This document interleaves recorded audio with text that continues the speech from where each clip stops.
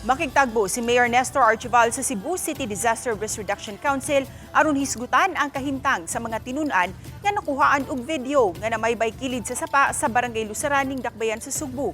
Atul kini sa pagbaha, diin nag-viral ang video sa mga tinun-an nga namidpid sa pangpang sa sapa aron lang makaadto sa ilang tunghaan. Bisan pa man sa dakong bulog sa sapa.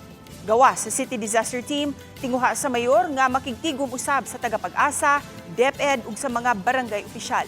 Gustong masayran sa mayor ang iyang buhaton kung galing masinati ang bating panahon nga mosangpot sa pagbaha ug masiguro ang kaluwasan sa mga tinun-an. Usa niini ang pagtuon nga ang mga opisyal na sa bukirang barangay ang mudeklarar nga suspensuhon ang mga face-to-face classes ug mugamit na lang sa modular learning ang mga tinun-an.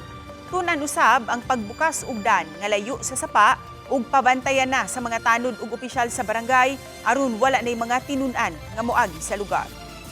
Pag-meeting man mi inig February 19 pagbalik ang tanan gyud nga mga kapitan, ako silang gyud tagaan og instructions regarding niana.